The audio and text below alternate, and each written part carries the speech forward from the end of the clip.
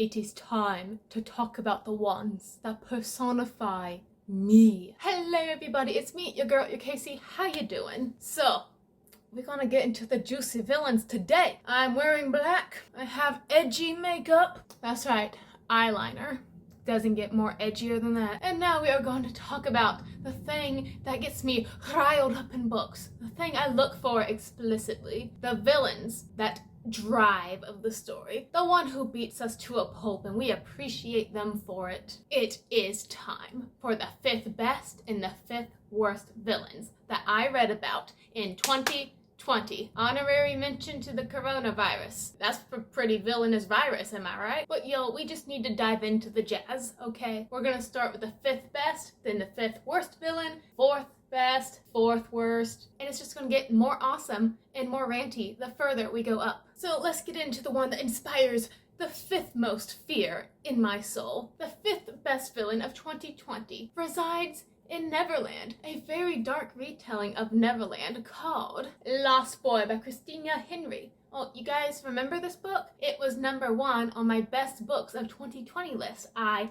loved this book. It was dark and edgy. No eyeliner needed. It was all naturally edgy. The Peter Pan in this book is the devil's little son. That's what he is. He's a little snot. He's like all the personification of childhood greediness just packed into this character who has like unimaginable power. Like, you guys know that Twilight Zone episode where all the people in this town are like imprisoned in the town because this one kid has like godlike powers? He's like, hey, you have to play hide and seek with me now, and if you say no, he's gonna kill you because he can. So now all the people in the town have to like do his bidding and whatever he says. That's what's going on in Neverland. Except if you don't play Peter's games, his very dangerous games, yeah, you could die. But if you play his games, you can die too. Because a lot of his games involves cannonballs and crocodiles. Like, he just views these little innocent boys that he kidnapped from the mainland, the real world. They're his playthings now, and they just exist for him. And when they do die, because he makes them play these awful games, he's like, oh well, gotta go get a new boy. The only boy he actually is fond of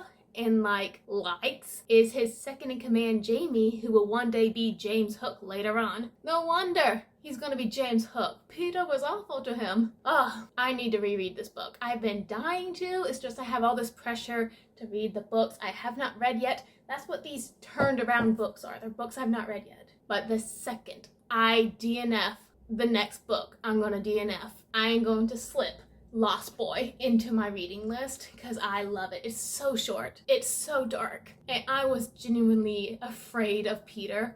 Like, that demon gremlin child can just swoop down out of nowhere and just bump you on the head with a sword. You stand no chance against him. He's immortal. You're gonna die. Moral of the story, never give children unimaginable power. It goes right to their heads. Same. And now for the 5th worst villains of 2020. Everybody, clap your hands together for the aliens in the 5th Wave series for being idiots. I DNF'd the first book of the 5th Wave because I could not wrap my head around what these aliens were doing. It was stupid. So, the aliens have basically destroyed most of the Earth through these 5 waves. One was like a plague, the other one was like a flood, one was like an EMP. Now we're on the 5th wave, which no one really knows what's 5th wave happening right now. No one's even seen these aliens except we know that they look like us, kinda. So you gotta be careful. You don't know who's an alien and who's not. Trust no one. However, these aliens in this book, I'm guessing this is a spoiler, so because I have to talk about their stupid plan. So yeah, skip a minute ahead if you don't want to hear spoilers for the whole series. What these aliens do is, when they're disguised as humans, they like go out, they save real humans, they put them in like military training, then they graduate them, they send them off into the field where they are promptly killed by their alien instructors. That's just murder with more steps. Like, cut out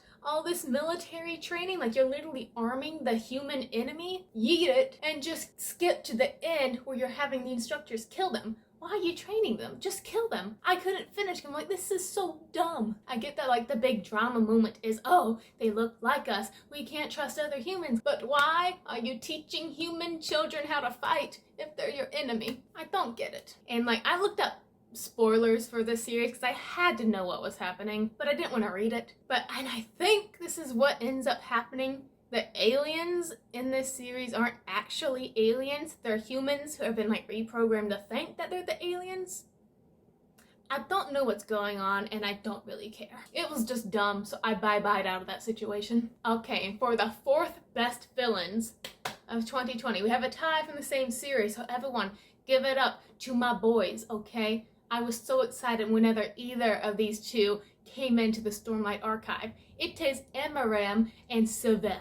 One has betrayed countless people to get into his position of power. The other has gone insane and has an epic sword and can zoom around you and chop off your head. He's gone insane. I'm very fond of him. These two, they made, in Words of Radiance, I was just so happy because we had like these dual threats. Like our man Amaran, okay? He did awful things to Kaladin. He's the reason Kaladin is in slavery right now in Way of Kings, the first Stormlight Archive book. So we're on Kaladin's side, right? If you hate Kaladin, I might hate you. I haven't decided yet. And so once we learn our story and our history with Amaram, I'm like, we're gonna kill this fool. I back you up, Kaladin. I don't have much, but I got a lot of books that I can bop him unconscious on the head with. Ooh, and then we have in that second book where Amaran and Kaladin are like in close quarters with each other, and I'm like, ooh, who's gonna recognize who first? Who's gonna strike? Tension. Then we finally got the epic showdown with them in Oathbringer. I wasn't that fond of Oathbringer. I gave it a 3, which is still good. But that scene, I was giddy. So yeah, we got the nice "you framed me" villain, but then we got Sabeth, who was the assassin who started all the drama in Way of Kings. He assassinated the king, and now we're at war with the rock people because of him. And Sabeth, he's not doing this on his own free will. Like, he's got this rock, and whoever holds the rock has control over Sabeth. So, person who has the rock is like, hey, Sabeth, go kill the king. Sabeth's like, no! So he's all broody, and I love it. And he's like, oh, I can never be pure. I have the blood of innocence dripping down my fingers. And then, like, his sanity just starts to crumble, and it leads to some nice boss fights between him and Kaladin in Words of Radiance. I'm a big fond of anything involving Kaladin hitting people with a sword and or spear.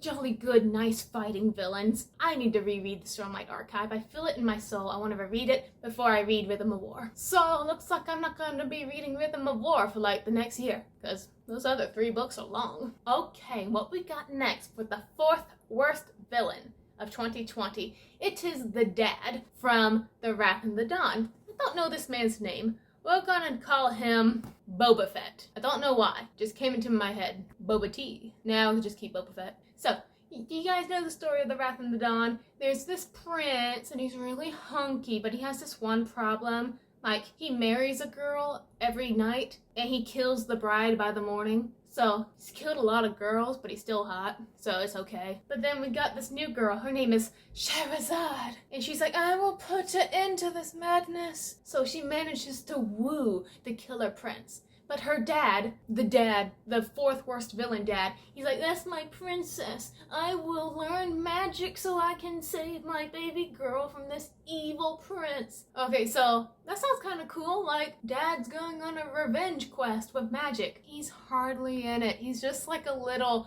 speed bump over the story. My main problem with The Wrath and the Dawn is that it had a good romance, but also had like a lot of outside elements intruding on the romance. Like, there was a whole war going on, and we barely heard about the war. Just like we barely heard about Mr. Wizard Dad. Wizard Dad would just pop up every now and then and be like, I'm here to save you, darling. And then we just wouldn't hear about him for like another 50 pages. And he was just so stupid, too. Like, it's, yeah, sweet of you to want to save your baby girl, but can we get a more confident man? Like, he was manipulated by our real enemy into siding with him. He was fed lies that he just, like, so naively believed. And I can't honestly remember if he even managed to do anything with his magical powers. He showed up again in the 2nd book, and there was a little baby redemption arc. It didn't go over that well. So I just want to thank Mr. Wizard Dad for obstructing me from watching Mr. Hunky Killer Husband and his lady love. I like those two. Okay, now we got the 3rd best villain of 2020, and that would be Goddard from the Scythe Trilogy, but most importantly,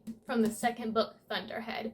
You know, in the 1st book, he wasn't that notable, Like, he was Rowan, the dude character's mentor for a little bit, and took him down a dark path filled with angst and murder. I was fond of that. However, this man was the dark phoenix of this book, and I loved it. It's the second book. I cannot tell you what all went down without spoiling this book and the first book. However, one thing he did a really mean thing to a boy I really liked in this book. Someone's head might have went missing, okay. So I'm already like, you dirty dog.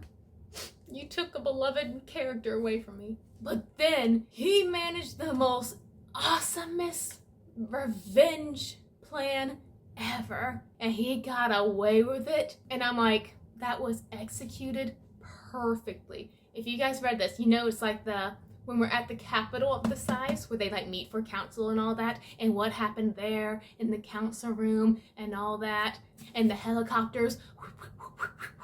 It was so good. So many people died. To be honest, I did DNF the third book after this, but Goddard, the man was a beautiful hunk of murderous ire. I want to say the word hunk a lot. Wait, are all my best villains male? Let me check my list. Why don't I have any best lady villains? You guys know a good lady villain? You know who my favorite villain was? Y'all watch Yu-Gi-Oh! GX? Does the name Yubel ring a bell? That was a good lady villain right there.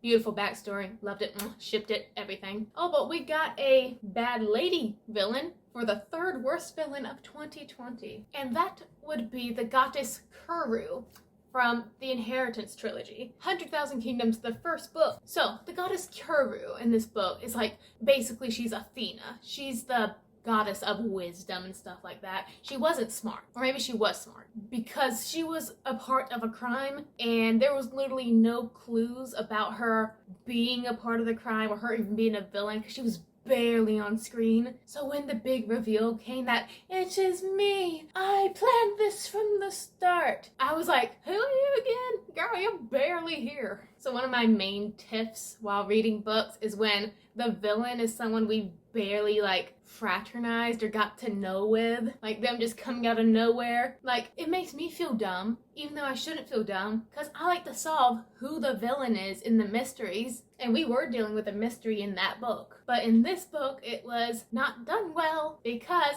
like I said, the girl wasn't showing up. So I guess her villain plan was executed well, since there was literally no clues to frame her with. But then she opened her big gob and said, it was me. So who is the stupid one here? Okay, now we got the second best villain. The one who gave me the honest to goodness heebie-jeebies. And that would be Will from the Assassin's Apprentice series. Now, you guys know my man Regal. He's like the bad prince in this book. He is a villain, and I love Regal as a villain. He's great. But he had this magician behind him doing his dirty work. Will. Will was terrifying because he was so unassuming. Like, when you first get to know Will, when you're Fitz, just like walking around the castle and stuff like that, you look at Will and you're like, hey, you're ugly. You're not hot stuff. You can't compete with me. It's a facade. You're falling for his trick. So then a bunch of crap goes down in the book. And Will and a bunch of other characters who have like betrayed us, they're punching us and kicking us in our cell. Will is just standing there like stone face because he's too good for this. You're being beaten to smidges. Smidges? Is that a word? You're being beaten. You're trying to withstand the assault. But you, Fitz, are also under a mental assault because Will, he's there,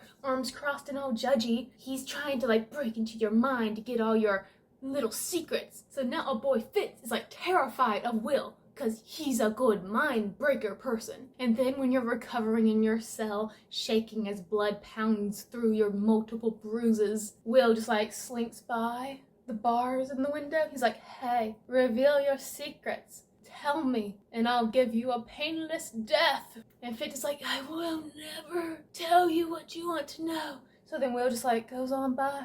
And so Fitz is just laying in his cot, struggling to breathe. But then he feels a chill down his spine. He looks up at the bar window on the door. No one is there. But then the creeping pool of fear turns his eyes to the window above his head, and Will is right there looking at him through the bars like this. You can't sleep with Will because he's everywhere. He can teleport. Not really, but he probably could. He's just a constant villain. Like, you think you're off the hook, he's suddenly right there, right behind you with a knife. You think you're escaping a mansion? No. He just like put an illusion over your eyes to make you think you were out of the mansion. You've actually been in his room the whole time. You don't know what to think when Will is in the house. Will kill you. I was very fond of him. He caused my boy Fitz unbearable trauma. Yes. Also, shout out to my favorite character of the Assassin's Apprentice Trilogy, the Ferret Assassin. Very fond of his work. And now, for the second worst villain of 2020, we have Ugly J from the I Hunt Killers trilogy. I have one word to say. Ew, gross. I won't tell you anymore because spoilers, but trust me, weird. And now, we have the best villain of 2020. Someone when I first met him, like Will, was unassuming. But then, he chewed off his own hand. It is the Jackal from Red Rising. I want to kick this little tiny child in the teeth. He hurt my baby Darrow like a billion times. So, in Red Rising, we are Darrow. Darrow is a Red. Reds are like the slaves of this world. He wants to break into the gold government, because the golds are like the highest of the hierarchy. He wants to infiltrate that hierarchy as a pretend gold so that he can knock off the government from the inside out and show the universe that, hey, we're all equal. So he has to go and be a part of this competition. It's basically like the Hunger Games, but more medieval style. It's very nice. He's the leader of his team. There's leaders of their teams too. They're all based off like Roman gods. So it's kind of like Percy Jackson too. Except we keep hearing about rumors about this one player in the game called the Jackal. How he resorted to cannibalism in order to escape a mine collapse or something like that. Was it a mine collapse? It was a rock slide? Anyways, the dude ate somebody. We hear tales about how he wears the bones of his fallen foes. And everybody's like, Darrow, you better not head out alone because you're like one of the best players and he's like the other best player and he made it very known that he's coming after you now. You better be careful, Darrow. And he's like, I shall lay a trap for the Jackal. The trap is laid. Then it's just revealed that the Jackal has been closer than anyone thought this whole time. And when the Jackal is cornered, you see the man is a sociopath. He goes from calm to giggling insane and like that. And his little moment he had in Red Rising was really unnerving. One of the big strong guys of Red Rising was standing next to Darrow when the Jackal was doing the thing that gave him his name, and the dude's like, oh my gosh, what is wrong with this kid? He unnerved me. And then he just betrays a bunch of people, okay? My favorite thing about this whole series is that everybody gets betrayed about 80 times. They keep falling for it. But the Jackal, he tricked me a good times, and I kept falling for it. I am a fool too. So, just for being unnerving, creepy, smart, this dude was the best villain of 2020.